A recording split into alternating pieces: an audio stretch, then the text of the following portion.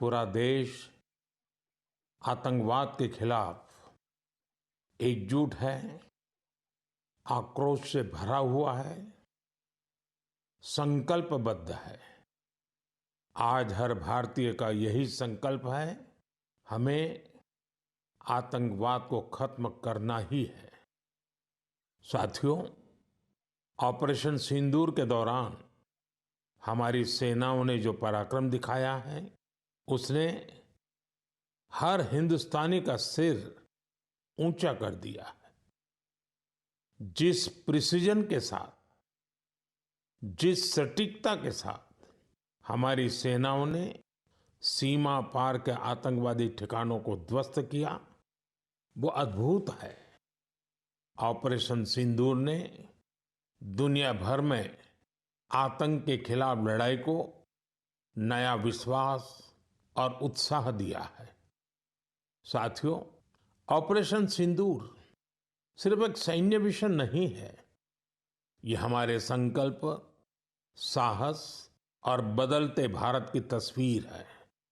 और इस तस्वीर ने पूरे देश को देशभक्ति के भावों से भर दिया है, तिरंगे में रंग दिया है। आपने देखा होगा, देश के कई शहरों में, गांवों में, छोटे छोटे कस्बों में तिरंगा यात्राएं निकाली गई। हजारों लोग हाथों में तिरंगा लेकर देश की सेना, उसके प्रति वंदन अभिनंदन करने निकल पड़े। कितने ही शहरों में सिविल डिफेंस वॉलंटियर बनने के लिए बड़ी संख्या में युवा एकजुट हो गए। और हमने देखा, चंडीगढ़ के वीडियो तो काफी वायरल हुए थे। सोशल मीडिया पर कविताएं लिखी जा रही थी, संकल्प गीत गाए जा रहे थे, छोटे छोटे बच्चे पेंटिंग्स बना रहे थे जिनमें बड़े संदेश छुपे थे। मैं अभी 3 दिन पहले बीकानेर गया था। वहां बच्चों ने मुझे ऐसी ही एक पेंटिंग भेंट की थी। ऑपरेशन सिंदूर ने देश के लोगों को इतना प्रभावित किया है कि कई परिवारों ने इसे अपने जीवन का हिस्सा बना लिया है।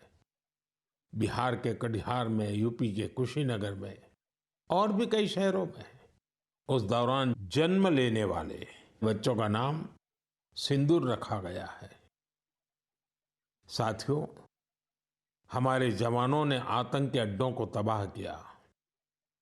यह उनका अदम्य साहस था और उसमें शामिल थी भारत में बने हथियारों, उपकरणों और टेक्नोलॉजी की ताकत। उसमें आत्मनिर्भर भारत का संकल्प भी था। हमारे इंजीनियर्स, हमारे तकनीशियन, हर किसी का पसीना इस विजय में शामिल है। इस अभियान के बाद पूरे देश में वोकल फॉर लोकल को लेकर एक नई ऊर्जा दिख रही है। कई बातें मन को छू जाती है।